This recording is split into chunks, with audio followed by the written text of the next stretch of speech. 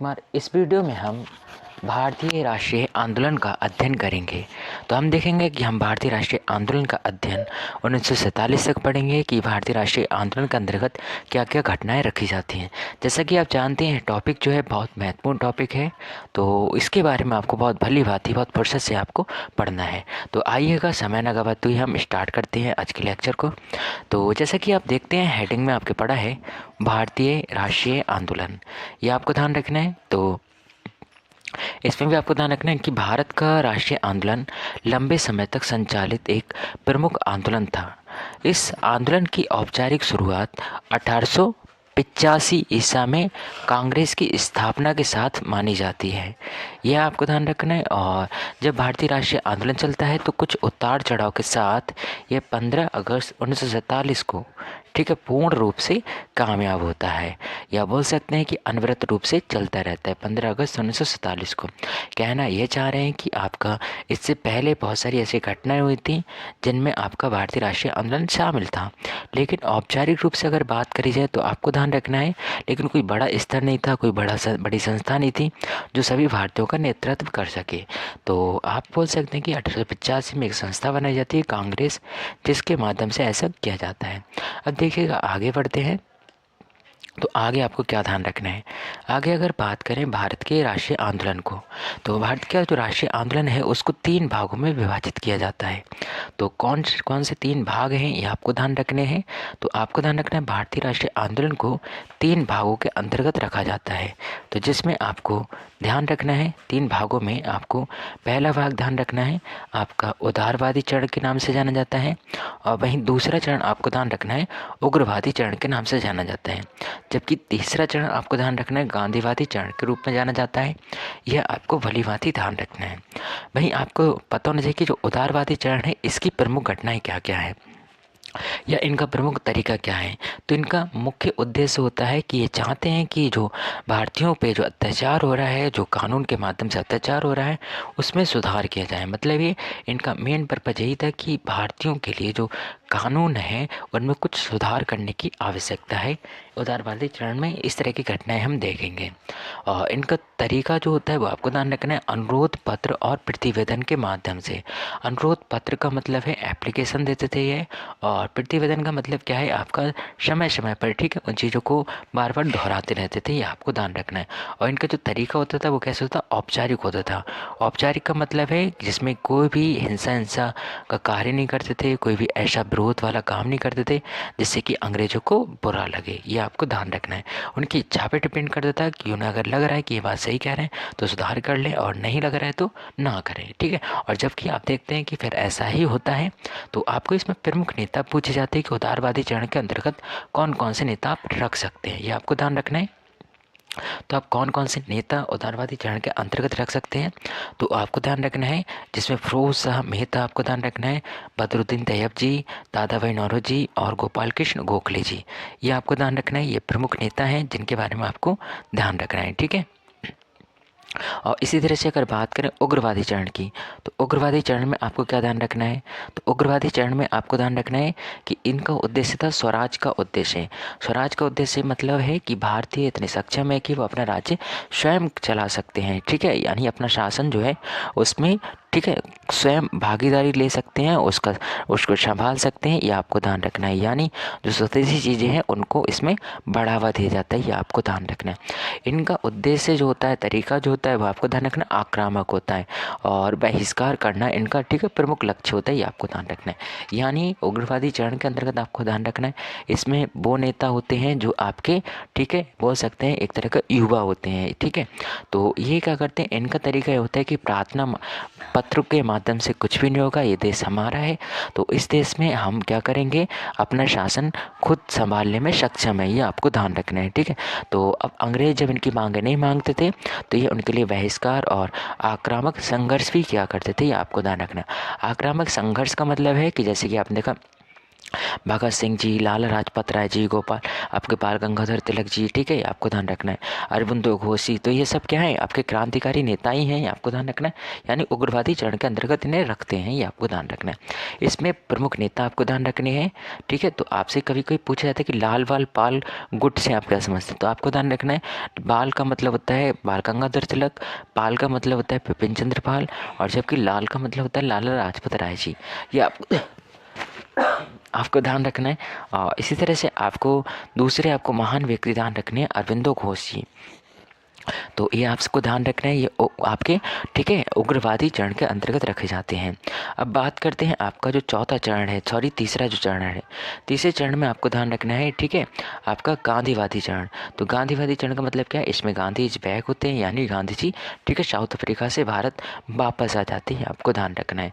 तो इसके बाद के जो आगे के जो आंदोलन होते हैं वो गांधी जी के नेतृत्व में होते हैं, यह आपको ध्यान रखना है, ठीक है। तो आपने क्या क्या देखा कि भारतीय राष्ट्रीय आंदोलन को हम 3 भागों में बांट सकते हैं, 3 भागों में विभाजित करके पढ़ सकते हैं, यानी उदारवादी चरण, उग्रवादी चरण, गांधीवादी चरण। उदारवादी चरण को आपने देखा कि इसको वर्ष किस किस रखते हैं, 1885 से 1905 तक, और उग्रवादी चरण को आपने देखा 1905 से 1919 तक, जबकि गांधीवादी चरण को आपने देखा 1919 से 1947 तक इस चरण को रखते हैं, ये आपको ध्यान रखना है, ठीक है। इसके साथ साथ अब बात करते हैं हम आपके, ठीक है, अन्य बातों की। तो आपको अन्य बातें ध्यान रखनी है, तो अगर अन्य बातों की बात करें तो आपको ध्यान रखना है, ठीक है, कुछ महत्वपूर्ण बातें, जैसे कि आपको ध्यान रखना है आपको ध्यान रखना है भारतीय राष्ट्रीय आंदोलन। तो वैसे तो आपने देखा सामान्यतः 3 भागों में होते हैं, इसके मुख्य भाग 3 होते हैं, लेकिन एक चौथा भाग निकल के आता है क्रांतिकारी चरण। क्रांतिकारी चरण का मतलब क्या है, ये ऐसा चरण होता है जिसमें कुछ क्रांतिकारी महत्वपूर्ण घटनाएं होती हैं, जिनकी वजह से देश को आज़ादी मिलने में महत्वपूर्ण भूमिका निभाई जाती है, आपको ध्यान रखना है, ठीक है। तो आप कुल चरण 4 बोल सकते हैं, और मेन तो आपको 3 ही ध्यान रखने हैं, एग्जाम में पूछे जाते हैं। तो चौथा चरण आप क्रांतिकारी चरण पढ़ने के उद्देश्य से बना सकते हैं, ये आपको ध्यान रखना है, ठीक है। और तो इस क्रांतिकारी चरण के अंतर्गत आपको वो महान क्रांतिकारी नेता ध्यान रखने हैं, महान क्रांतिकारी लीडर ध्यान रखने हैं, महान क्रांतिकारी युवा ध्यान रखने हैं, ठीक है। आपके भगत सिंह जी, राम प्रसाद बिस्मिल जी और चंद्रशेखर आज़ाद जी, ये वो महान महान विभूति हैं जिन्होंने देश की आज़ादी में महान, ठीक है, कुर्बानी दी है, ये आपको ध्यान रखना है। इसी की तरह से आपको ध्यान रखना उदारवादी चरण। तो हम बात करेंगे आपके प्रथम चरण की। तो प्रथम चरण में आपको ध्यान रखना है, जैसे कि आपने देखा था कि उदारवादी चरण को रख रहे थे, तो इस चरण की शुरुआत आपको ध्यान रखना है 1885 से 1905 तक इस चरण की शुरुआत मानी जाती है। और ये भी आपको ध्यान रखना है, इस चरण के जो लोग हैं वो आपको ध्यान रखना है, उनका जो तरीका होता है वो क्या होता है, संवैधानिक तरीके से, ठीक है, भारत को आज़ाद कराना चाहते हैं, ये आपको ध्यान रखना है।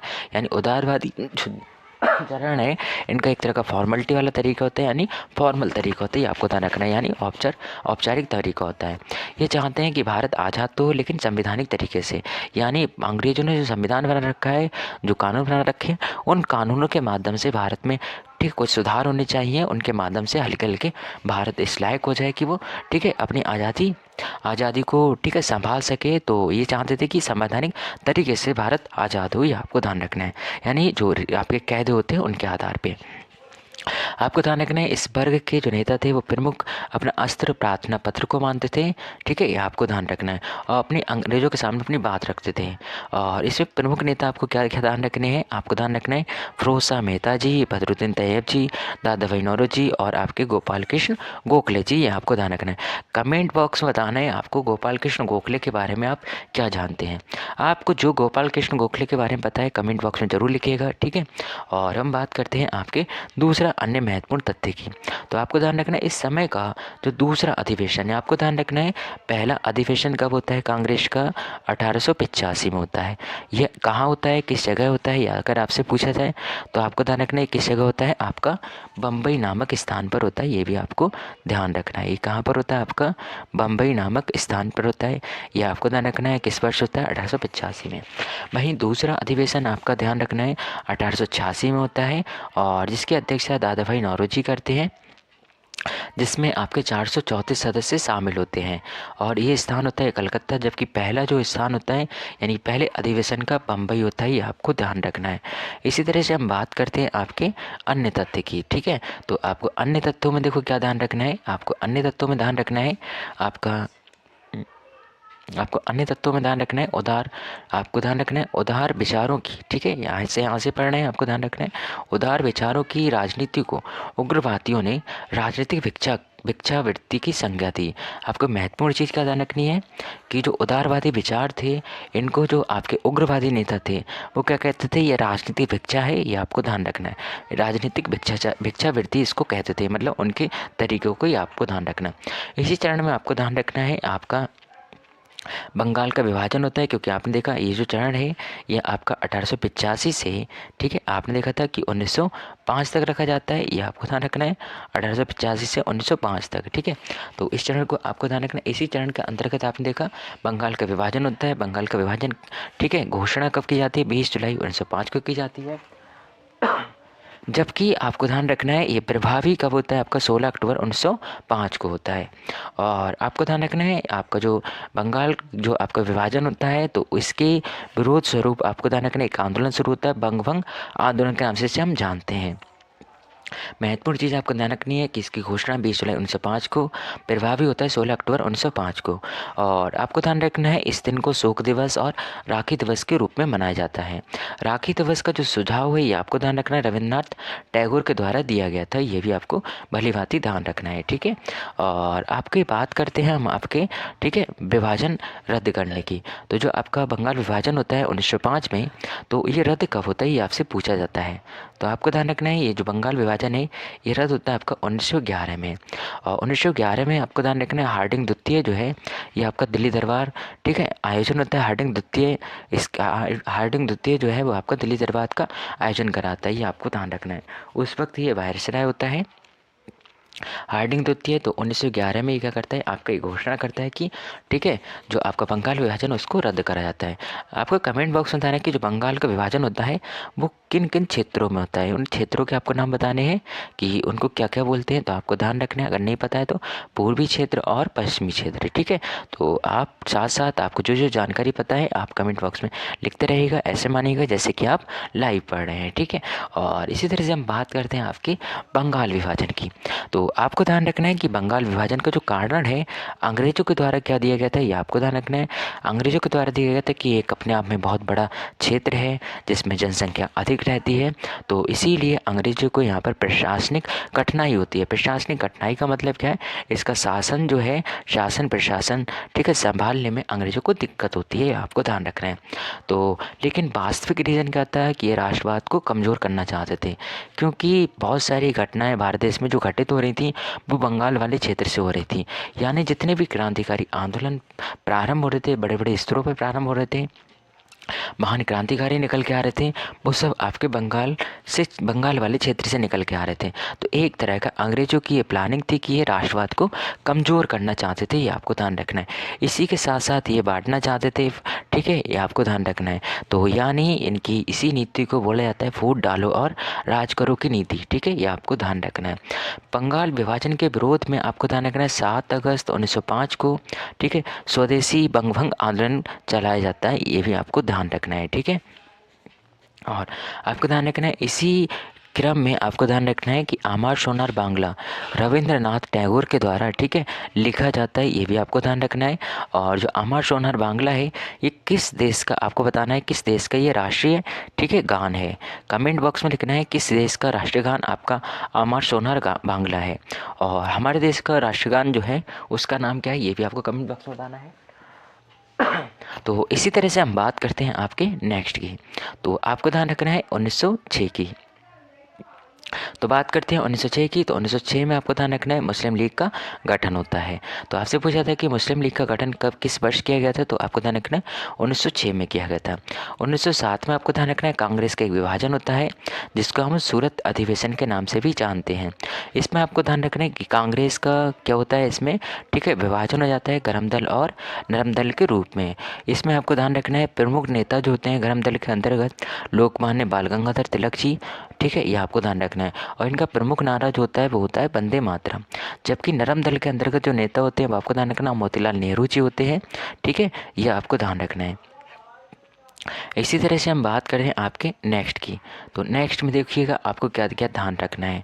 तो नेक्स्ट में आपको ध्यान रखना है उग्रवादी चरण में ही आपने देखा कि 1905 से यह चरण आपको ध्यान रखना है, उग्रवादी चरण 1905 से प्रारंभ होता है 1919 तक, ठीक है, अपना प्रभाव छाप दिखाता रहता है, ये आपको ध्यान रखना है। तो इसके अंतर्गत आपको प्रमुख नेता ध्यान रखने हैं, बाल गंगाधर तिलक जी, लाला लाजपत राय जी, विपिन चंद्र पाल जी और अरविंदो घोष जी। आपको ध्यान रखना है लाल बाल पाल को आपको ध्यान रखना है, इनकी फुल फॉर्म है, ये भी आपको ध्यान रखना है, ये पूछी जाती है कभी कभी, तो ये आपको भली बात ही पता होनी चाहिए। और आपको ध्यान रखना है कि जो आपके उग्रवादी चरण होते हैं इसमें आपको ध्यान रखना है ये क्या करते हैं, अपना जो मार्ग है वो क्रांतिकारी अपनाते हैं, और यानी क्रांतिकारी मार्ग के द्वारा ये स्वतंत्रता प्राप्त करना चाहते हैं, आपको ध्यान रखना है, और उसका प्रयास करते भी हैं और काफ़ी हद तक ये सफल भी रहते हैं। तो आपको ध्यान रखना है इनका मुख्य उद्देश्य यही होता है कि ये स्वराज की प्राप्ति चाहते हैं। स्वराज की प्राप्ति का मतलब क्या है कि भारतीयों का स्वयं का शासन हो, ठीक है, ये आपको ध्यान रखना है। और वहीं बात करें हम आपके ये बाल गंगाधर तिलक जी, आपको ध्यान रखना है किन किन चीज़ों का सहारा ले लेते हैं। तो 1893 में आपको ध्यान रखना है गणपति महोत्सव चलाते हैं, और 1895 में आपको ध्यान रखना है शिवाजी महोत्सव चलाते हैं, ठीक है, और ये सब कहाँ चलाते हैं, आपके बम्बई में चलाते हैं। तो इन त्योहारों के माध्यम से क्या करते हैं, बोल सकते हैं, ठीक है, भारतीयों का प्रतिनिधित्व करते हैं, उनको इकट्ठा करते हैं, ठीक है, और राष्ट्रीय आंदोलन के लिए प्रेरित करते हैं, ये आपको ध्यान रखना है, ठीक है। तो गणपति महोत्सव पूछा जाता है कि किस वर्ष प्रारंभ किया गया था बाल गंगाधर तिलक जी के द्वारा, 1893 में। जबकि शिवाजी महोत्सव आपको ध्यान रखना है किस वर्ष प्रारंभ किया गया था, 1895 में।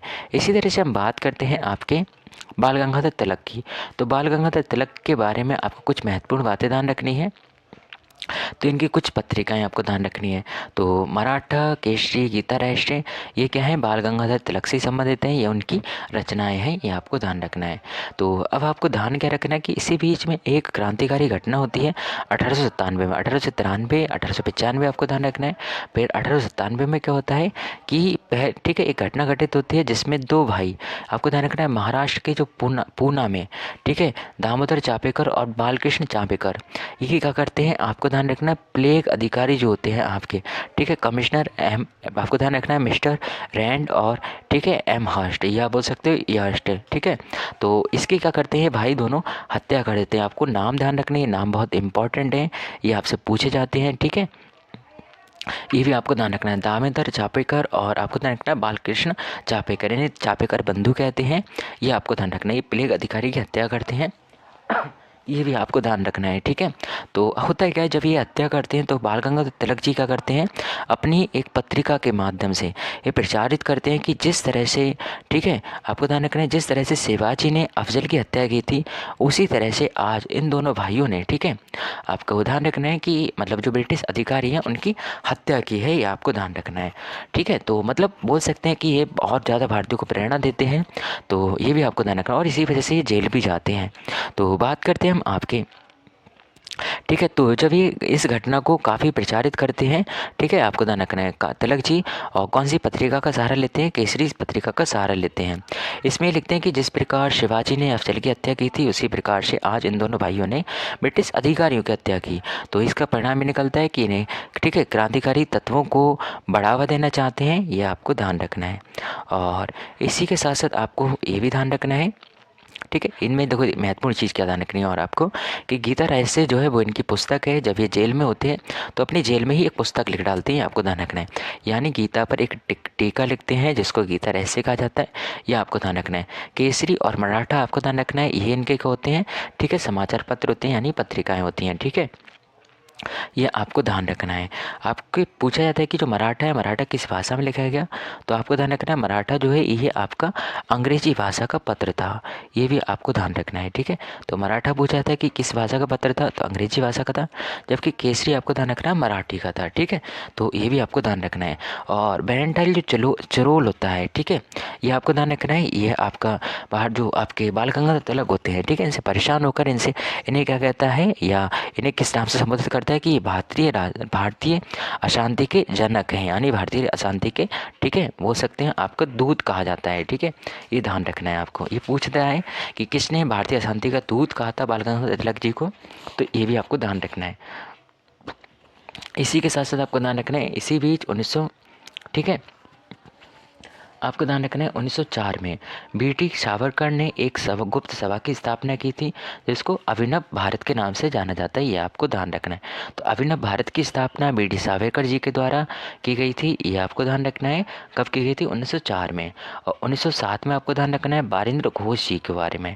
तो और वहीं भूपेंद्र दत्त, तो ये लोग मिलकर क्या करते हैं, एक, ठीक है, एक समिति की स्थापना करते हैं, या बोल सकते हैं एक, ठीक है, गुप्त संगठन की स्थापना करते हैं, जैसे अनुशीलन समिति कहा जाता है, ये भी आपको ध्यान रखना है।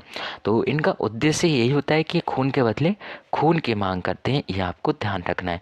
जिस तरह से भारतीयों का अंग्रेज खून बहाते हैं, इसी तरह से अंग्रेजों का खून बहाने में विश्वास रखते थे, ये आपको ध्यान रखना है। इसी तरह से देखिएगा, अब आपको महत्वपूर्ण बातें क्या ध्यान रखनी है कि 1909 में मदन लाल ढींगरा ने लंदन में कर्जन वायली की हत्या कर दी थी, आपको ध्यान रखना है। तो आपको महत्वपूर्ण बात ये ध्यान रखनी है कि 1909 में जो मदन लाल ढींगरा होते हैं, ये लंदन में क्या करते हैं, आपको ध्यान रखना है, कर्जन वायली की हत्या कर देते हैं। भाई मैडम भीकाजी कामा क्या करती हैं, आपको ध्यान रखना है, ये पारसी महाराष्ट्रियन होती हैं, लेकिन ये क्या करती हैं, इन्हें मदर ऑफ इंडियन रिवोल्यूशनर के नाम से भी जाना जाता है, ये भी आपको ध्यान रखना है, ठीक है। और तो देखो होता है क्या है, ये जर्मनी का जो स्टुटगार्ड होता है, यहाँ पर ये भाषण देती हैं और राष्ट्रीय तिरंगा फहराती हैं, ये भी आपको ध्यान रखना है। किस वर्ष फैलाती हैं, आपको ध्यान रखना है 1907 में, ठीक है। मैडम भीकाजी कामा, तो इन्हें मदर ऑफ इंडियन रिवोल्यूशन भी कहा जाता है, ये भी आपको महत्वपूर्ण, ठीक है, उपनाम भी इनका ध्यान रखना है। भाई आपको ध्यान रखना है, इसी क्रम में एक और घटना घटती है 1 नवंबर 1913 को, ठीक है, ये आपको ध्यान रखना है।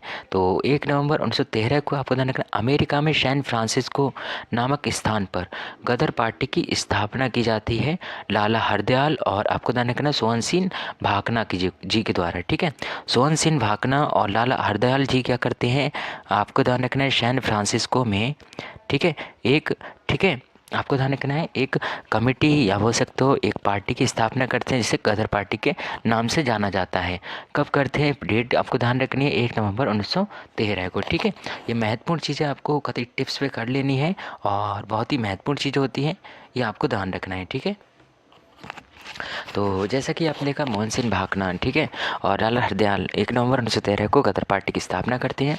वहीं आपको दूसरी महत्वपूर्ण घटना आपको कामागाटा मारू प्रकरण ध्यान रखनी है।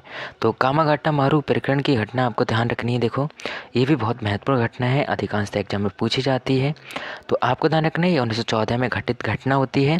इसमें क्या होता है, कामागाटा मारू आपका बोल सकते हैं कि एक जापानी जहाज़ को गुरुदत्त सिंह द्वारा किराए पर लिया जाता है, और इस जहाज़ को जब वो आपका ध्यान रखना है, जब इस जहाज़ को वो हांगकांग से कनाडा, ठीक है, ले जा रहे होते हैं, तो आपको ध्यान रखना है इस जहाज़ में 376 यात्री होते हैं।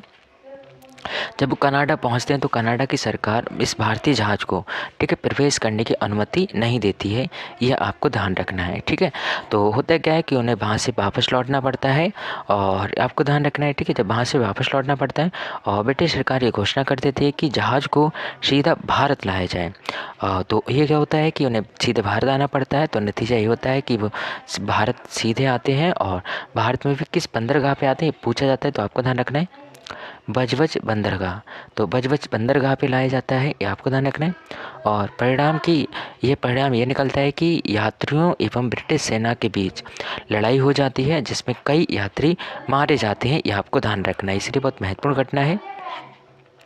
इसी तरह से आपको दूसरी महत्वपूर्ण घटना ध्यान रखनी है। तो दूसरी महत्वपूर्ण घटना देखिएगा, आपको क्या ध्यान रखनी है, दूसरी महत्वपूर्ण घटना आपको 1916 की ध्यान रखनी है। तो 1916 की लखनऊ समझौता आपको ध्यान रखना है कि इस समझौता का तात्पर्य है कि 1916 के लखनऊ अधिवेशन, जिसकी अध्यक्षता अंबिका चरण मजूमदार के द्वारा की जाती है, यह आपको ध्यान रखना है। और इसमें आपको ध्यान रखना है कि गर्म दल और नरम दल, ठीक है, आपको ध्यान रखना है, इनका मिलन हो जाता है। यानी बोल सकते हैं कि 1916 में आपका, ठीक है, 1916 में आपको ध्यान रखना है जो लखनऊ समझौता होता है। तो 1916 में जो आपका लखनऊ समझौता होता है, यह आपको ध्यान रखना है, ठीक है। तो अंबिका चरण मजूमदार के द्वारा इसकी अध्यक्षता की जाती है। और इसमें गर्म दल और नरम दल जो आपको ध्यान रखना है 1900 ठीक है 7 में सूरत अधिवेशन में विभाजित होते हैं, उनका मिलन हो जाता है। इसके साथ साथ आपको ये ध्यान रखना है कि इसमें ठीक है और इसमें अहम भूमिका जो होती है बाल गंगाधर तिलक जी और एनी बेसेंट की होती है। और आपको ध्यान रखना है कि इसी के साथ साथ कांग्रेस और मुस्लिम लीग ठीक है इनके बीच भी समझौता हो जाता है, तो इसीलिए इसे लखनऊ पैक्ट के नाम से भी जाना जाता है। ये भी आपको ध्यान रखना है। इसके साथ साथ आपको ध्यान रखना है कि 1918 में पुनः मुस्लिम लीग अलग हो जाती है, ये भी महत्वपूर्ण पॉइंट है। आपको ध्यान रखना 1916 में यह संयुक्त होते हैं, लेकिन 1918 में आपको ध्यान रखना है ठीक है मुस्लिम लीग पुनः अलग हो जाती है। होम रूल लीग आंदोलन के बारे में आपको ध्यान रखना है कि 1916 में आपको ध्यान रखना है होम रूल लीग आंदोलन चलाया जाता है। होम रूल एक आयरलैंड का आपको ध्यान रखना शब्द है जिसका अर्थ होता है घरेलू शासन या घर का शासन। और वहीं आपको ध्यान रखना सबसे पहले इसकी स्थापना आयरलैंड में रेडमंड ने की थी, ये आपको ध्यान रखना है। तो जो आपका होम रूल लीग आंदोलन है इसकी स्थापना 1916 में भारत में की जाती है, ये आपको ध्यान रखना। लेकिन सबसे पहले दुनिया में आपको ध्यान रखना तो आयरलैंड में इसकी स्थापना की गई थी। इसका अर्थ होता है घरेलू शासन या घर का शासन। तो आपको ध्यान रखना है कि आयरलैंड में रेडमंड के द्वारा इसकी स्थापना की जाती है। भारत में सबसे पहले इसकी स्थापना तिलक जी ने पूना में की थी और मेन ध्यान रखना एनी बेसेंट ने मद्रास में की थी। मद्रास के अड्डार में एक मुख्यालय बनाते हैं मैडम भीकाजी कामा ठीक है, ये आपको ध्यान रखना है ठीक है, तो उनके द्वारा स्थापित की जाती है ठीक है।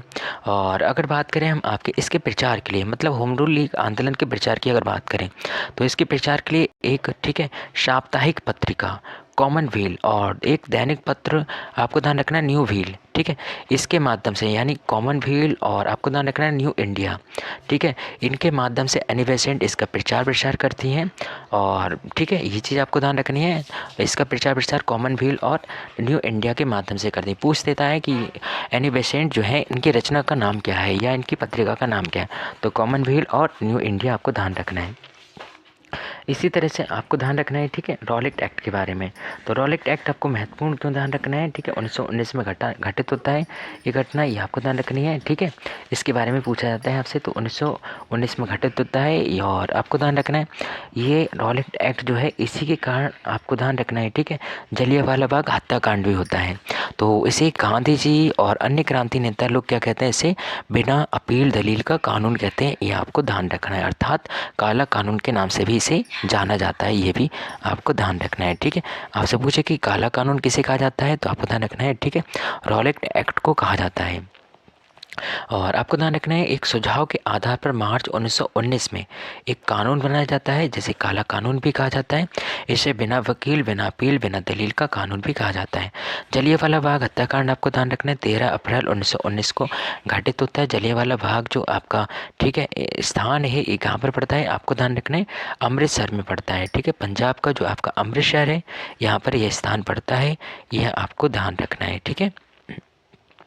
इसी तरह से हम बात करें आपके जलियांवाला बाग हत्याकांड की, तो जलियांवाला बाग जो हत्याकांड है आपको ध्यान रखना 13 अप्रैल 1919 को घटित होता है। पंजाब के स्थानीय नेता जो डॉक्टर सत्यपाल और डॉक्टर सैफुद्दीन किचलू होते हैं इनको गिरफ्तार कर लिया जाता है और जेल में डाल दिए जाते हैं, ये आपको ध्यान रखना है।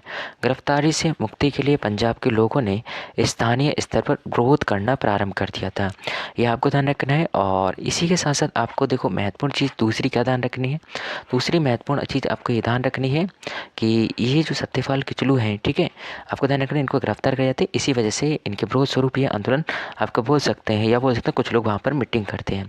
तो विरोध के लिए अमृतसर के जलियांवाला बाग में इकट्ठे होते हैं। इसी बीच जनरल डायर को पता चलता है ठीक है कि वहाँ पर बहुत सारी भीड़ इकट्ठी हुई है और बोल सकते हैं एक तरह का उनके खिलाफ मीटिंग आयोजित की जा रही है ठीक है। तो बोल सकते हैं तो वो क्या करता है वहाँ पर आपका गोली चलाने का आदेश दे देता है और बड़ी संख्या में क्या होता है आपके लोग मारे जाते हैं, या आपको ध्यान रखना है यानी भारतीय मारे जाते हैं ठीक है। तो आपको ध्यान रखना लगभग आपके अधिकांशतः ठीक है आपके 1000 भारतीय, जबकि आंकड़ा जो ये लिखित है और इसके अलावा ठीक है माना जाता है कि कई भारतीय मारे गए थे ठीक है। इसके बाद एक रिपोर्ट जारी की जाती है, इसमें बताया जाता है कि भारतीय जो हैं जिनकी मृत्यु हुई थी वो मात्र कितने थे आपके 379 थे, ये आपको ध्यान रखना है। ये किसका आपका बोल सकते हैं आंकड़ा था, ये अंग्रेजों का आंकड़ा था, जबकि माना जाता है कि 1000 से अधिक लोग मारे गए थे, ये आपको ध्यान रखना है। इसकी जांच के लिए 2 कमेटियों का गठन किया जाता है। ठीक है, तो ये पूछा जाता है कि वो कौन कौन सी दो कमेटियाँ थी। तो आपको ध्यान रखना है, एक ब्रिटिश के द्वारा कमेटी गठित की जाती है, एक कांग्रेस के द्वारा की जाती है। तो हंसराज आपको ध्यान रखना ब्रिटिश सरकार का सरकारी गवाह बन जाता है, जिसके कारण ब्रिटिश सर्च को ठीक है दोष मुक्त कर दिया जाता है। मतलब जलियांवाला बाग जो हत्याकांड था, ठीक है, ये एक तरह का महापाप था, लेकिन इससे बोल सकते हैं कि आपके जो अंग्रेज हैं वो मुक्त हो जाते हैं। ठीक है, ये भी आपको ध्यान रखना है। इसके साथ साथ आपको ध्यान रखना है कि जो आपका हंटर कमेटी है, इसकी स्थापना अक्टूबर 1919 में ये 5 अंग्रेज अधिकारियों और 3 भारतीयों को शामिल करके ठीक है इसकी स्थापना की जाती है। यानी हंटर कमेटी आपको ध्यान रखना है, ये आपके अंग्रेजों के द्वारा बनाई जाती है, ये आपको ध्यान रखना है।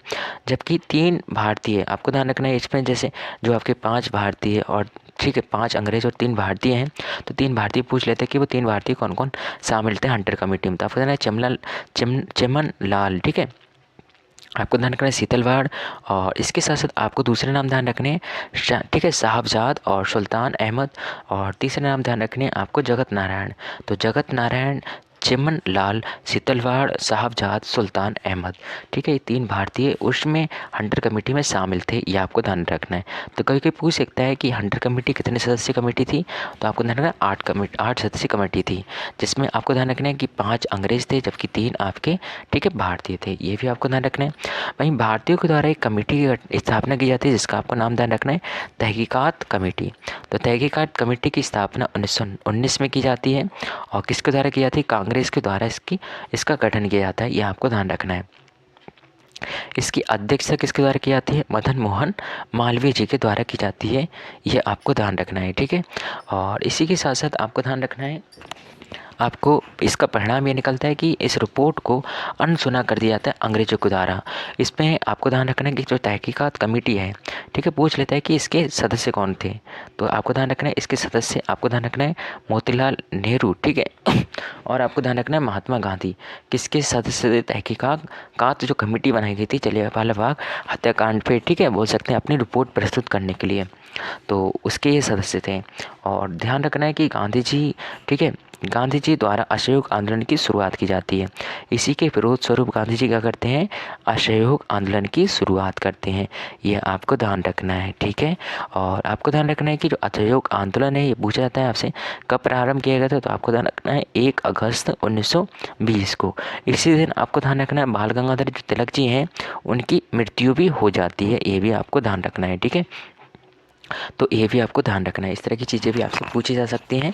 तो इसके साथ साथ आपको ध्यान रखना है जनरल डायर को लंदन में जाकर, ठीक है, या तो जो जनरल डायर हैं, ठीक है, इनको लंदन में जाकर आपको ध्यान रखना है ऊधम सिंह क्या करते हैं, हत्या कर देते हैं, ये भी आपको ध्यान रखना है। ठीक है, ऊधम सिंह क्या करते हैं, आपको ध्यान रखना है लंदन में जाके जनरल डायर की हत्या कर देते हैं, ये भी आपसे पूछ सकता है, तो ये भी आपको ध्यान रखना है। और ये किसका बदला लेते हैं, एक तरह का जलियांवाला बाग हत्याकांड का बदला लेते हैं, ये भी आपको ध्यान रखना है। और वहीं आपको ध्यान रखना है कि क्रांतिकारी आंदोलन का द्वितीय चरण, तो क्रांतिकारी का आंदोलन का आपने प्रथम चरण देखा, ठीक है, अब आप देखेंगे द्वितीय चरण। तो द्वितीय चरण में आप देखिएगा क्या क्या देखेंगे, आपको ध्यान रखना है असहयोग आंदोलन के उपरांत गांधी जी से लोग उपेक्षा रखने लगे कि इस आंदोलन का बहुत बड़ा परिणाम निकलेगा। लेकिन होता है क्या है कि चौरी चौरा कांड जो होता है, ठीक है, ये घटना घट जाने से गांधी जी यह आंदोलन वापस ले लेते हैं। तो परिणाम ये होता है कि संगठन 2 भागों में बट जाता है। ये आपको ध्यान रखना, एक वो संगठन, ठीक है, हो जाता है बोल सकते हैं जो गांधी जी का समर्थन करते हैं, और एक वो संगठन जो गांधी जी का समर्थन नहीं करते हैं, ये आपको ध्यान रखना है। क्योंकि असहयोग आंदोलन जो था देश में बहुत, ठीक है, सर्वव्यापी हो चुका था, यानी बोल सकते हैं कि बहुत व्यापक रूप से चल रहा था, ठीक है, और अपने पीक पर था, और तभी गांधी जी के द्वारा इसे वापस ले लिया जाता है, ये भी आपको ध्यान रखना है। परिणाम ये निकलता है कि फिर से एक दौर क्रांतिकारी का चल पड़ता है, ये आपको ध्यान रखना है। ठीक है, तो एक महत्वपूर्ण चीज़ आपको क्या क्या ध्यान रखनी है, आपको ध्यान रखनी है कि जब गांधी जी असहयोग आंदोलन वापस ले लेते हैं तो इसी दौरान एक दूसरा, ठीक है, क्रांतिकारी चरण प्रारंभ हो जाता है, तो हिंदुस्तान रिपब्लिकन एसोसिएशन, ठीक है, ये आपको ध्यान रखना है, जिससे आप HSRA के नाम से भी जानते हैं, ये आपको ध्यान रखना है, हिंदुस्तान रिपब्लिकन एसोसिएशन, ठीक है, सॉरी, इसे किस नाम से जानते हैं, ये आपको ध्यान रखना है HRA। तो HRA हिंदुस्तान रिपब्लिकन एसोसिएशन, इसकी स्थापना पूछता है तो किस वर्ष की जाती है, 1924 में। वहीं ध्यान रखना है संस्थापक कौन होते हैं, सचिंद्र नाथ सान्याल जी इसके संस्थापक होते हैं। मुख्य उद्देश्य इनका ये होता है कि क्रांतिकारी माध्यम से ही ये राष्ट्रीय आंदोलन को संचालित करना चाहते हैं। ठीक है, सहयोगी में आपको ध्यान रखना है भगत सिंह जी, आपके चंद्रशेखर आज़ाद जी और ठीक है आपको ध्यान रखना है और अन्य महत्वपूर्ण ठीक है सदस्य, ये आपको ध्यान रखना है इसके इसी साथ साथ आपको ध्यान रखना है इसी बीच एक घटना घट जाती है। ठीक है, काकोरी कांड, ये आपको ध्यान रखना है। तो 9 अगस्त 1905 को एचआरए के जो सदस्य होते हैं, ठीक है, इनको सहारनपुर लखनऊ लाइन पर काकोरी में मालगाड़ी को ठीक है लूट लेते हैं, आपको ध्यान रखना है। यानी काकोरी कांड जो है ये आपको ध्यान रखना है कि जो आपके एचआरए के सदस्य होते हैं, ठीक है, तो इनके द्वारा लखनऊ में क्या करा जाता है, एक ट्रेन को, ठीक है, ये आपको ध्यान रखना है। यानी बोल सकते हैं कि लखनऊ और ठीक है क्या बोल सकते हैं कि सहारनपुर और लखनऊ लाइन पर आपका एक ठीक है ट्रेन होती है, तो उसको ये लूट लेते हैं। तो जैसे काकोरी, ठीक है, ध्यान रखना काकोरी कांड के नाम से भी जाना जाता है। अब तो इसे काकोरी ट्रेन एक्शन के नाम से जाना जाता है, ये आपको ध्यान रखना है। ये उस मालगाड़ी को लूट लेते हैं। तो इस कांड के कारण क्या होता है, 4 भारतीयों को फांसी अंग्रेजों के द्वारा दे दी जाती है। तो महान विभूति आपको ध्यान रखने कौन कौन से हैं, आपके राम प्रसाद बिस्मिल जी, और आपको ध्यान रखना है अशफाक उल्लाह जी, और आपको ध्यान रखना है रोशन लाल जी। इसके साथ साथ आपको ध्यान रखना है ठीक है राजेंद्र लाहरी जी। तो इनको क्या करी जाती है, फांसी दे दी जाती है अंग्रेजों के द्वारा। किस वजह से दी जाती है, तो ये पूछता है आपको, तो आपको ध्यान रखना है ये काकोरी ट्रेन एक्शन के कारण इनको फांसी दे दी जाती है। और वहीं बात करें हम आपके हिंदुस्तान सोशलिस्ट रिपब्लिक एसोसिएशन, ठीक है, जिसे हम HSRA के नाम से भी जानते हैं, ये आपको ध्यान रखना है। और ठीक है, तो इसकी स्थापना 1928 में की जाती है, जबकि आपको ध्यान रखना है HRA की स्थापना 1924 में की जाती है। किसके द्वारा की जाती थी, तो आपको ध्यान रखना है सचिंद्र नाथ सान्याल जी के द्वारा इसकी स्थापना की जाती है। ठीक है, और इसके संस्थापक सदस्य आपको देखा भगत सिंह जी, चंद्रशेखर आज़ाद जी रहते हैं। ठीक है, और वहीं अब आपको महत्वपूर्ण चीज़ देखो क्या ध्यान रखनी है, सैंडर्स की हत्या। तो सैंडर्स की जो हत्या होती है ये भी आपको ध्यान रखनी है कि दिसंबर 1928 में इसकी हत्या कर दी जाती है। मतलब आपने देखा पहली जो आपकी ठीक है संस्था बनाई गई थी HRA, इसके द्वारा ट्रेन को लूटा जाता है। दूसरी जो संस्था बनाई जाती है HSRA, मतलब इनका कोई ना कोई उद्देश्य होता है, उस उद्देश्य को ये पूरा करते हैं, आपको ध्यान रखना है। तो सैंडर्स की हत्या कर देता है दिसंबर 1928 में। ठीक है, तो HSRA के द्वारा पहली क्रांतिकारी घटना होती है और लाहौर के पुलिस अधीक्षक सैंडर की क्या करते हैं, हत्या कर देते हैं। तो इसमें शामिल होते हैं भगत सिंह जी, आज़ाद जी और आपके गुरु, ठीक है, राजगुरु जी, ये आपको ध्यान रखना है। इसी के साथ साथ देखिए कि अब आपको महत्वपूर्ण चीज़ क्या ध्यान रखनी है, तो अब आपको दूसरी चीज़ महत्वपूर्ण ध्यान रखनी है सेंट्रल लेजिस्लेटिव असेंबली कांड। ठीक है, ये आपको ध्यान रखना है। तो पूछ लेता है कि आपसे, ठीक है, कि जो सेंट्रल लेजिस्लेटिव आपका जो असेंबली कांड है, यानी बोल सकते हैं जो बम कांड है 8 अप्रैल 1929 को जो घटित किया गया था, ठीक है, ये क्या था। तो आपको ना दिल्ली में बड़ी मुद्दों पर बहस चल रही थी। ठीक है, इसमें 2 लोग पहुँचे जिनमें आपको ध्यान रखना भगत सिंह जी और बटुकेश्वर दत्त जी। तो इनके द्वारा केंद्रीय दिल्ली की जो केंद्रीय असेंबली होती है इसमें बम फेंक देते हैं, और बम खाली कुर्सियों पर फेंकते हैं, ये आपको ध्यान रखना है, जिससे कि किसी की ठीक है जान माल की हानि नहीं होती है, ये आपको ध्यान रखना है। और इनका करने का कोई उद्देश्य भी नहीं होता है। और साथ में ये पर्चे भी फेंकते हैं, ये आपको ध्यान रखना है। ठीक है, और पर्चे पे क्या लिखते हैं, बहरे कानों को सुनाना। मतलब जो आपकी बोल सकते हैं अंग्रेज़ों की जो सरकार है जो बहरी हो चुकी है उसके ये सुनाना चाहते हैं, यह आपको ध्यान रखना है। ठीक है, और इसके साथ साथ आपको ध्यान रखना है कि लाहौर षड्यंत्र। तो लाहौर षड्यंत्र पे देखिएगा आपको क्या क्या ध्यान रखना है, जो लाहौर षड्यंत्र है इसमें आपको ध्यान रखना है कि जो लाहौर षड्यंत्र है इसमें आपको महत्वपूर्ण चीज़ ध्यान रखनी है कि लाहौर षड्यंत्र जो मुकदमा है, ठीक है, इसकी शुरुआत 1929 में की जाती है। ये आपको ध्यान रखना है, 1929 में लाहौर षड्यंत्र की स्थापना शुरुआत की जाती है। तो इसके तहत जतिन दास की मृत्यु, ठीक है, भूख हड़ताल के कारण, ये आपको ध्यान रखना है, जतिन दास की मृत्यु भूख हड़ताल के कारण, यानी 64 दिन की जब ये भूख हड़ताल रखते हैं जतिन दास जी, ठीक है, तो इस वजह से इनकी क्या हो जाती है, मृत्यु हो जाती है, आपको ध्यान रखना है। इस षड्यंत्र के तहत 3 लोगों को साथ में फांसी दी जाती है। ठीक है, तो आपको ध्यान लाहौर षड्यंत्र जो होता है 1929 में, इसके तहत जतिन दास की मृत्यु भूख हड़ताल के कारण हो जाती है। 64 दिन का ही भूख हड़ताल रखते हैं और इसमें 3 लोगों को ठीक है फांसी दी जाती है। और तिथि आपको ध्यान रखना 23 मार्च 1931। वो 3 महान विभूति कौन कौन होते हैं आपको ध्यान रखना, भगत सिंह जी, सुखदेव जी और आपके राजगुरु जी, ये आपको ध्यान रखना है। तो 23 मार्च 1931 ठीक है, ये बहुत महत्वपूर्ण तारीख है, ये आपको ध्यान रखना है। इसी के साथ साथ आपको अन्य महत्वपूर्ण बात ध्यान रखनी है कि 27 फरवरी 1931 को ठीक है, 27 फरवरी 1931 की देखिएगा महत्वपूर्ण आपको बात क्या ध्यान रखनी है। तो 27 फरवरी 1931 की आपको बात ध्यान रखनी है कि इलाहाबाद के अल्फ्रेड पार्क में चंद्रशेखर आज़ाद की मृत्यु हो जाती है। मृत्यु का मतलब है ये क्या करते हैं, अपनी आत्महत्या कर लेते हैं। मतलब ये अंग्रेज़ों के गोली से ना मरकर ये अपनी गोली से मरना काफ़ी पसंद करते हैं, ये आपको ध्यान रखना है ठीक है। और 27 फरवरी 1931 को आपको ध्यान रखना अल्फ्रेड पार्क में ठीक है चंद्रशेखर जी की मृत्यु हो जाती है, यानी शहीद हो जाते हैं, आपको ध्यान रखना है। HRA का जो गठन है, गठन का जो नेता थे आपको ध्यान रखना है, यशपाल को चुना जाता है फिर ठीक है। और इसके साथ साथ अब देखिएगा दूसरी महत्वपूर्ण आपको घटना क्या ध्यान रखनी है। दूसरी महत्वपूर्ण घटना आपको ध्यान रखनी है चटगांव आर्मरी रेड। तो चटगांव आर्मरी रेड जो है ये आपको ध्यान रखनी है दूसरी महत्वपूर्ण घटना। तो इसमें आपको ध्यान रखना है कि जो चटगांव आर्मरी रेड है इसमें आपको ध्यान रखना है ये शस्त्रकार लूट थी। मतलब इसमें क्या करे गए थे आपके ठीक है, आपको ध्यान रखना जो शस्त्र थे उनको लूटा गया था। तो ये घटना कब घटित हुई थी, 1930 में, ये आपको ध्यान रखना है। और इसके जो आपके ठीक है नेता जो थे, लीडर जो थे सूर्य सेन थे, जिन्हें मास्टर दा के नाम से भी जाना जाता है, ये आपको ध्यान रखना है। वहीं आपको ध्यान रखना 1934 में ठीक है इनको फांसी दी जाती है सूर्य सेन जी को, ये आपको ध्यान रखना है। और नेहरू रिपोर्ट की अगर बात करें तो 1928 में नेहरू रिपोर्ट आती है।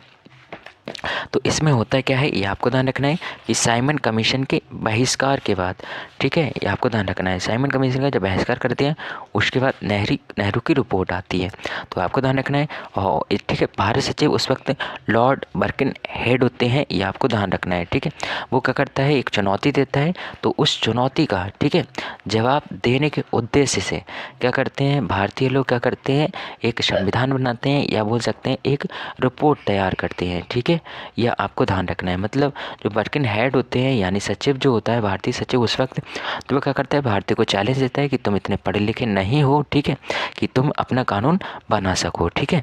तो इसीलिए अंग्रेजों को अपना कानून बनाने दो ठीक है। मतलब होता ही है कि भारतीय क्या करते हैं साइमन कमीशन का विरोध करते हैं, यह आपको ध्यान रखना है ठीक है। तो ये क्या करते हैं उस चुनौती को स्वीकार करते हैं और नेहरू रिपोर्ट प्रस्तुत करते हैं 1928 में, यह आपको ध्यान रखना है। एक तरह का ये अंग्रेजों के लिए जवाब होता है। तो मोतीलाल नेहरू के नेतृत्व में आपको ध्यान रखना है 9 सदस्यीय एक कमेटी की स्थापना की जाती है ठीक है। और इसके साथ साथ आपको ध्यान रखना है गठन किया जाता है और जो आपको ठीक है तो ये क्या करते हैं ये भारत को डोमिनियन स्टेट का ठीक है दर्जा मांगते हैं, ये आपको ध्यान रखना है। इसी तरह से हम बात करते हैं हम आपके नेक्स्ट की। तो नेक्स्ट में देखिएगा आपको क्या ध्यान रखना है। तो नेक्स्ट में आपको महत्वपूर्ण बात क्या ध्यान रखनी है, नेक्स्ट में आपको ध्यान रखना है कि कांग्रेस का लाहौर अधिवेशन। तो कांग्रेस का लाहौर अधिवेशन भी बहुत महत्वपूर्ण है ठीक है। तो कांग्रेस को लाहौर अधिवेशन है, यह आपको ध्यान रखना है। कांग्रेस का लाहौर अधिवेशन 1929 में घटित होता है। कांग्रेस के अधिवेशन के लिए अगर आपने वीडियो नहीं देखी हो तो आप हमारी प्लेलिस्ट में जाके चेक कीजिएगा या चैनल में ठीक है, जो आपको वीडियो दे रखी है उसमें आपको बहुत विस्तार से बहुत सहूलियत के साथ कांग्रेस के अधिवेशन है उनको पढ़ाया गया है, ये आपको ध्यान रखना है ठीक है। तो इसमें होता क्या है कि वर्ष 1929 में जब कांग्रेस का लाहौर अधिवेशन होता है इसकी अध्यक्षता पंडित जवाहरलाल नेहरू के द्वारा की जाती है और इसमें पूर्ण स्वराज की मांग की जाती है, यह आपको ध्यान रखना है। वहीं 26 जनवरी 1930 को प्रथम स्वतंत्रता दिवस ठीक है मनाया जाता है, यह आपको ध्यान रखना है। और स्थान होता है लाहौर। तो लाहौर कहाँ पर पड़ता है आपका, रावी नदी के तट पर पड़ता है, ये भी आपको ध्यान रखना है ठीक है। तो लाहौर आपका रावी नदी के तट पर पड़ता है और 26 जनवरी 1930 को। इसी के साथ साथ देखिएगा आपको दूसरी महत्वपूर्ण चीज़ क्या ध्यान रखनी है। दूसरी महत्वपूर्ण चीज़ आपको ध्यान रखनी है इसी बीच जहाँ ठीक है आपको ध्यान रखना है इसी बीच आपको ध्यान रखना है जहाँ कांग्रेस अपना काम कर रहे थे वहीं भारत के उत्तर पश्चिम सीमा के प्रांत क्षेत्र में कुछ घटना घटती है, तो आपको वो महत्वपूर्ण घटना ध्यान रखनी है। मतलब क्या होता है कि कुछ उत्तर पूर्वी क्षेत्रों में कुछ घटनाएं घटती हैं, तो उनको ध्यान रखना है आपको। जैसे कि लाल कुर्ती आंदोलन, तो लाल कुर्ती आंदोलन के बारे में पूछा जाता है, तो ये आपके नॉर्थ वेस्ट, ठीक है, भारत में आंदोलन चलता है। इसके प्रमुख नेता आपको ध्यान रखने हैं खान अब्दुल गफ्फार खां जी थे, जिनको हम सीमांत गांधी और आपको ध्यान रखना है फ्रंटियर गांधी के नाम से भी जानते हैं, ठीक है। तो ये आपको ध्यान रखना है, ये आपके, ठीक है, लाल कुर्ती आंदोलन जो है इसका संचालन कब करते हैं, 1929 से 1930 तक करते हैं, ये आपको ध्यान रखना है, ठीक है। और इसी तरह से आपको ध्यान रखना है एक दूसरा आंदोलन, आपको महत्वपूर्ण आंदोलन ध्यान रखना है, विशुद्ध आंदोलन, ठीक है, सॉरी विशुद्ध अहिंसक आंदोलन होता है। विशुद्ध अहिंसक आंदोलन का मतलब क्या है, ठीक है, इसमें कोई भी हिंसा नहीं होती है, यह आपको ध्यान रखना है, ठीक है। ये इनका शांतिपूर्वक का आंदोलन होता है। और दूसरी महत्वपूर्ण चीज़ देखो आपको क्या ध्यान रखनी है अब चुनाव के बारे में, तो प्रांतीय चुनाव 1937 में, ठीक है, तो पूछा जाता है कि प्रांतीय चुनाव जो हैं ये कब कराए गए थे, तो आपको ध्यान रखना है 1937 में कराए गए थे, ठीक है। ये भी आपको महत्वपूर्ण चीज़ ध्यान रखनी है। इसके साथ आपको ध्यान रखना है कि 1935 में होता है क्या है कि जो 1935 होता है, 1935 के भारत शासन अधिनियम के तहत, ठीक है, इनका कराया जाता है। कौन कराए जाते हैं, प्रांतीय चुनाव कराए जाते हैं, ये आपको ध्यान रखना है। आपसे पूछ सकता है कि प्रांतीय चुनाव किस वर्ष कराए गए थे, तो आपको ध्यान रखना है प्रांतीय चुनाव आपके 1937 में कराए गए थे, ये आपको ध्यान रखना है, ठीक है। तो 1935 के भारत शासन अधिनियम के तहत कराए गए थे। और आपको ध्यान रखना है 1935 का जो भारत शासन अधिनियम है, माना जाता है कि भारतीय संविधान में बहुत सारे अनुच्छेद इससे लिए गए हैं, ठीक है। तो एक तरह का आपका बोल सकते हैं, ठीक है, संविधान का बहुत महत्वपूर्ण, ठीक है, स्रोत भी है, ये भी आपको ध्यान रखना है। तो इसमें क्या होता है कि प्रांतों की संख्या उस वक्त 11 होती है। तो जिसमें देखिएगा अब आपको महत्वपूर्ण चीज़ क्या ध्यान रखनी है, जब प्रांतों की संख्या आपकी 11 होती है, ठीक है, जब प्रांतों की संख्या 11 होती है तो उसमें 6 राज्यों में कांग्रेस पूर्ण बहुमत के साथ आती है, ये आपको महत्वपूर्ण चीज़ ध्यान रखनी है एक तो। दूसरी आपको ध्यान रखना है संयुक्त प्रांत, बिहार, उड़ीसा, मध्य प्रदेश, बम्बई, मद्रास, ठीक है, तो इनमें ये पूर्ण बहुमत के साथ जीतती है। जबकि जो 2 राज्य हैं तो उनमें आपको ध्यान रखना गठबंधन की सरकार बनाती है, तो पश्चिमोत्तर प्रांत और असम, तो ये 2 ऐसे राज्य थे जिनमें ये क्या करती है, गठबंधन की सरकार बनाती है, ये भी आपको ध्यान रखना है, ठीक है। तो उस वक्त जब चुनाव होते हैं तो इनकी सरकार पूर्ण बहुमत में नहीं आ पाती है, तो ये गठबंधन इन्हें करना पड़ता है। वहीं आपको 6 और 2 8 हो गए, तो आपको 3 राज्य ध्यान रखने हैं, बंगाल, आपका पंजाब और सिंध, तो इनमें मुस्लिम लीग की पार्टी बनती है, ठीक है, यानी मुस्लिम लीग की सरकार बनती है, यह आपको ध्यान रखना है। मतलब ये 3 जो स्थान है इन पर आपका कांग्रेस का अधिकार नहीं हो पाता है, ये आपको ध्यान रखना है। वहीं अक्टूबर 1929 में आपको ध्यान रखना दूसरे विश्व युद्ध के प्रश्न पर, ठीक है, कांग्रेस क्या करती है, अपने मंत्रिमंडल से त्यागपत्र दे देती है। तो यह पूछा जाता है कि कांग्रेस अपने मंत्रिमंडल से त्यागपत्र कब देती है, तो ये आपको ध्यान रखना है अक्टूबर 1900, ठीक है, आपको ध्यान रखना है अक्टूबर 1939 को कांग्रेस क्या करती है, ठीक है, अपने मंत्रिमंडल से त्यागपत्र देती है। यानी बोल सकते हैं कि जो उनके द्वारा सरकार बनाई गई थी, या बोल सकते हैं जो उनके द्वारा मंत्री चुने गए थे, ठीक है, प्रतिनिधि चुने गए थे, वो सब क्या करते हैं, अपने पद का त्याग कर देते हैं। क्यों करते थे, क्योंकि 1939 में द्वितीय विश्व युद्ध प्रारंभ हो जाते हैं और अंग्रेज भारतीयों से सहायता मांगते हैं, ठीक है, यह आपको ध्यान रखना है। और वहीं आपको ध्यान रखना है इसका परिणाम ये निकलता है कि 22 दिसंबर 1939 को मुस्लिम लीग क्या करती है, मुक्ति दिवस बनाती है। ये भी आपको ध्यान रखना है कि जिस दिन ये मंत्रिमंडल को नष्ट करते हैं, ठीक है, या बोल सकते हैं उसका विघटन करते हैं, तो जो मुस्लिम लीग होती है, ठीक है, तो वो क्या करती है, खुशी स्वरूप आपको ध्यान रखना है एक दिवस बनाती है, वो दिवस आपको ध्यान रखना है जिसको वो मुक्ति दिवस के रूप में सेलिब्रेट करती है। और इसका समर्थन आपको ध्यान रखना है, ठीक है, तो आपको ध्यान रखना है भीमराव अंबेडकर जी जो होते हैं वो क्या करते हैं, इसका समर्थन करते हैं, ये भी आपको ध्यान रखना है, ठीक है। तो भीमराव अंबेडकर जी इसका समर्थन करते हैं, किसका समर्थन करते हैं, मुक्ति दिवस का, ठीक है। और वहीं बात करें हम आपके अन्य फैक्ट की, तो अन्य फैक्ट में देखिएगा आपको क्या क्या ध्यान रखना है। अन्य फैक्ट में एक महत्वपूर्ण पार्टी, महत्वपूर्ण, ठीक है, संगठन ध्यान रखना है, आज़ाद हिंद फौज। तो आज़ाद हिंद फौज आप सबको ध्यान रखना है, ये विचार किसका था, कैप्टन मोहन सिंह का था, ये आपको ध्यान रखना है। कैप्टन मोहन सिंह का विचार था। इसका गठन किसके द्वारा किया जाता है? रासबिहारी घोष जी के द्वारा 1942 में किया जाता है। पूछता है कि आज़ाद हिंद फौज की स्थापना कब की गई थी? 1942 में। किसके द्वारा की गई थी? रासबिहारी घोष जी के द्वारा की गई थी। और आपको ध्यान रखना है, ठीक है, विचार किसका था? कैप्टन मोहन सिंह जी का था। और इसके साथ आपको ध्यान रखना 1943 में सुभाष चंद्र बोस सिंगापुर में इसका नेतृत्व करते हैं। तो सुभाष चंद्र बोस जी इसका नेतृत्व कहाँ से करते हैं? सिंगापुर से करते हैं। ये आपको ध्यान रखना है। कब से करते हैं? 1943 से करते हैं। इसके साथ साथ देखिएगा, अब आप पढ़ेंगे भारतीय राष्ट्रीय आंदोलन के प्रमुख संगठन एवं पार्टी। ठीक है, तो भारतीय राष्ट्रीय आंदोलन के प्रमुख संगठन एवं पार्टी की अगर बात करें तो आपको ध्यान रखना था गरम दल, नरम दल, गदर पार्टी, आज़ाद हिंद फौज, भारतीय राष्ट्रीय कांग्रेस और इंडियन होम रूल और मुस्लिम लीग। ठीक है, इनके बारे में आप अभी तक पढ़ चुके हैं। अब अन्य प्रमुख आंदोलन को हम देखेंगे तो अन्य प्रमुख आंदोलन कौन कौन से चलाए गए थे। ठीक है, जिनमें आपको ध्यान रखना है, प्रमुख आंदोलन में आप असहयोग आंदोलन के बारे में जानेंगे, सविनय अवज्ञा आंदोलन के बारे में जानेंगे, नमक सत्याग्रह, स्वदेशी आंदोलन और भारत छोड़ो आंदोलन का भी आप अध्ययन करेंगे। तो असहयोग आंदोलन में आपको ध्यान रखना है, इसमें स्वराज की मांग को लेकर आपका असहयोग आंदोलन चलाया जाता था। ये आपने देखा था कि ये कब चलाया गया था? 1 अगस्त 1920 को चलाया गया था। ये भी आपको ध्यान रखना है। ठीक है, और ये किसके द्वारा चलाया गया था? तो आप बोल सकते हैं कि महात्मा गांधी जी के द्वारा चलाया गया था। तो आपको ध्यान रखना है कि आपका, ठीक है, तो आपको ध्यान रखना है कि इस दल के नेता अंग्रेजों के खिलाफ थे। यानी अगर बात करें हम इंट्रोडक्शन की तो आपको ध्यान रखना, गरम दल जो था, ठीक है, तो गरम दल के जो भी नेता थे वो अंग्रेजों के पूर्ण रूप से खिलाफ रहते थे। ठीक है, और वहीं आपको ध्यान रखना, नरम दल के नेता को चिढ़ाने के लिए कौन सा गीत गाते थे? वंदे मातरम गीत गाते थे। और वहीं आपको ध्यान रखना है, इनका जो नारा है, नारा क्या होता है? वंदे मातरम होता है। नेता कौन होते हैं इसमें? आपको ध्यान रखना, गरम दल के लोकमान्य तिलक जी होते हैं। वर्ष आपको ध्यान रखना है 1907 के सूरत अधिवेशन में। ठीक है, आपको ध्यान रखना है वर्ष 1907 के जो सूरत अधिवेशन होता है, ठीक है, इसमें आपको ध्यान रखना है गरम दल जो है, ठीक है, आपका सूरत अधिवेशन में, ठीक है, बोल सकते हैं कि आपका भारतीय राष्ट्रीय कांग्रेस से आज़ाद हो जाते हैं। ठीक है, यानी आपका बोल सकते हैं विभाजन हो जाता है। ठीक है, ये भी आपको ध्यान रखना है।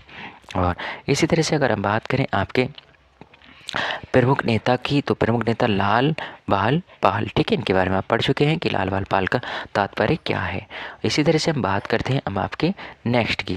तो नेक्स्ट में देखिएगा आपको क्या क्या ध्यान रखना है। तो नेक्स्ट में आपको ध्यान रखना है कुछ महत्वपूर्ण बातें, जिसमें आपको ध्यान रखना नरम दल के बारे में।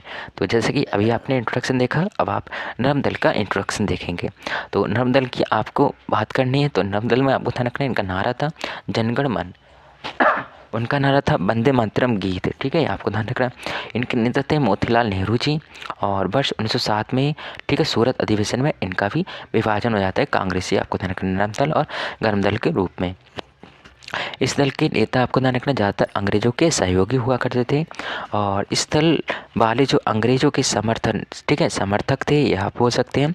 और अंग्रेज़ों को ये गीत पसंद नहीं था। कौन सा गीत पसंद नहीं था? वंदे मातरम गीत पसंद, सॉरी, आपको ध्यान रखना है जनगण गण, ठीक है, ये गीत अंग्रेज़ों को पसंद नहीं था।